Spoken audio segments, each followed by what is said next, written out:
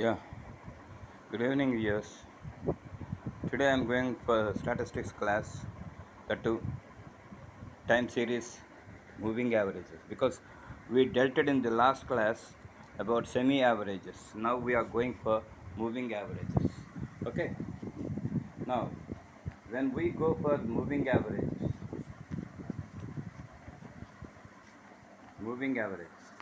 when a trend is to be determined When a trend is to be determined by the method of moving averages, the average value for a number of years is secured, and this average is taken as the normal or trend value for the unit of time falling at the middle of the period covered in the calculation of the average. While applying this method, it means that we have to take into account the average value of the various years, and after that we have to take into account the average value, and that average value we have to show in the middle of the year, whatever it may be that is there. This is about the moving averages. Now, while applying this method, it is necessary to select a period for moving average, such as 3 yearly moving average, 5 yearly moving average, 8 yearly moving average, etc. So first of all, what we have to do is we have to select, okay, for how many years that we are going to take into account the trend analysis by moving average.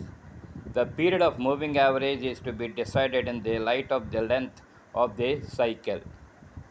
How many years they had given that thing, taking into account that thing, we have to decide about the moving average, whether it is 3 yearly moving average or 5 yearly moving average or 7 yearly moving average or 8 yearly moving average. One thing here you have to find out is, then you go for this moving average, sometimes you will come across even numbers and sometimes you will come across odd numbers. Okay, for example, odd numbers, 3 years, 5 years, 7 years, 11 years, like that you'll come across odd numbers. And even numbers, 2 years, 4 years, 6 years, and 8 years, like that you will come across even number. So what we have to do, when you come across 3 yearly moving average, 5 yearly moving average, and 7 yearly moving average, we can take the middle of the year, and in that year from the midpoint we have to take the points and we can join, thereby we can come to know about the trend analysis. Okay, when you go for 4 years average, 6 years average, 8 years average, then what we have to do, when you come across 4 years average, we have to again take into account the average of 2 years, and thereby we can be in a position to plot, or we can be in a position to locate the year which we have to take, and then we can go for that. Yeah, the period of moving average is to be decided in the light of the length of the cycle. The moving average method is most commonly applied to data which are characterized by cyclical movements.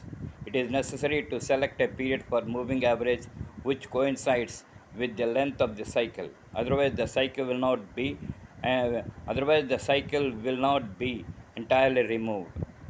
The 3 yearly moving average shall be computed as follows: A plus B plus C, that is 3 values divided by 3, C plus D plus E divided by 3, and D plus E plus F divided by 3, like that.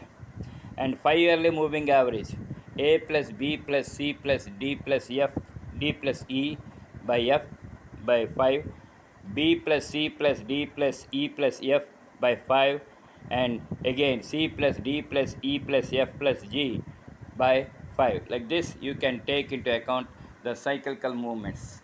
Okay, the 5 yearly moving average. The 5 yearly moving average you can take. Okay, so this is the way that we come across regarding this moving averages, and we will come across so many things in this.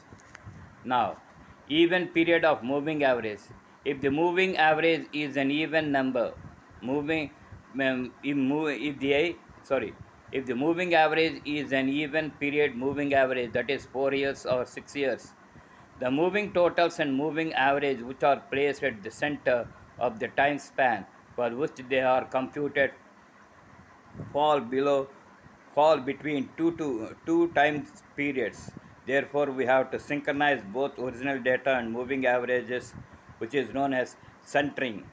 In this, first of all, take 4 yearly totals, and of these totals we will again take 2 yearly totals and divide these totals by 8. Thereby you can come to know about this. Okay, even number or even yearly moving average, like 4 years, 6 years.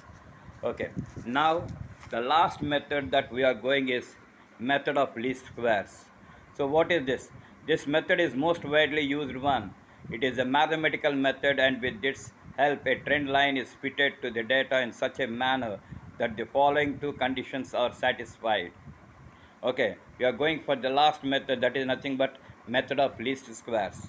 The first one is sigma y minus yc, that is computed y values, is equal to 0. It should be like that. That is, the sum of deviations of the actual values of y and the computed values of y is 0. That is the first condition that we come across. Second one, sigma y minus yc whole square is least. That is, the sum of the squares of the deviations of the actual and computed values is least from this line, and hence the name method of least squares came into existence. The line obtained by this method is known as line of best fit. The method of least squares may be used either to fit a straight line trend or a parabolic trend. Okay, so this is the way that we'll come across regarding this method of least squares. Okay, the straight line trend is represented by the equation yc is equal to a plus bx, where a and b are the parameters, where yc is used to designate the trend values to distinguish from the actual y values. A is the y-intercept or the computed trend figure of the y variable, and x is equal to 0. B represents the slope of the trend line or the amount of change on y variable that is associated with the change in 1 unit in x variable. The x variable in time series analysis represents time. Okay, now after that we are going, in order to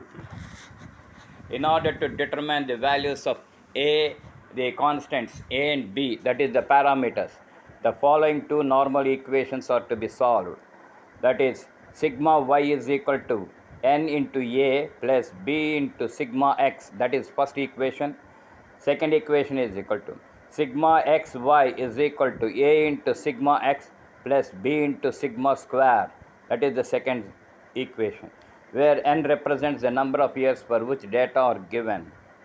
We can measure the variable x from any point of time in origin, but the calculations are very much simplified when the midpoint in time is taken as the origin, because in that case the negative values in the first half of the series balance out the positive values in the second half, so that sigma x is equal to 0. In other words, the time variable is measured as a deviation from its mean. Since sigma x is equal to 0, the above two normal equations would take the form of sigma y is equal to na, sigma xy is equal to b into sigma square. The values of a and b can now be determined easily. Since sigma y is equal to na, therefore a is equal to sigma y by n, that is equal to bar y, sorry, it is not bar x, it is bar y. Since sigma xy is equal to b into sigma square, that is equal to b is equal to sigma xy by sigma x square. The constant a is simply equal to the mean of y values, and the constant b gives the rate of change. This is about the method of least squares that we come across. Okay, now after this We are going for deseasonalized data. What is this deseasonalized data? This means the data which show how things would be or would have been if there were no seasonal fluctuations. In order to obtain such data, we have to remove the effect of seasonal variations. The process is very simple. The process is very simple. If we are given monthly data, the only thing that is to be done for decentralizing is to divide each value by the seasonal index of the appropriate month and multiply the quotient by 100. Hence, to obtain deseasonalized data, divide the actual data by approximate seasonal indices. This is about deseasonalized data. And with this, we are going to complete the time series. And those people who are interested to take online tuitions, my cell number is 9849238902. And if my lecture is good, please, all of you, please, without fail, please subscribe to my channel. Thank you. Thank you very much.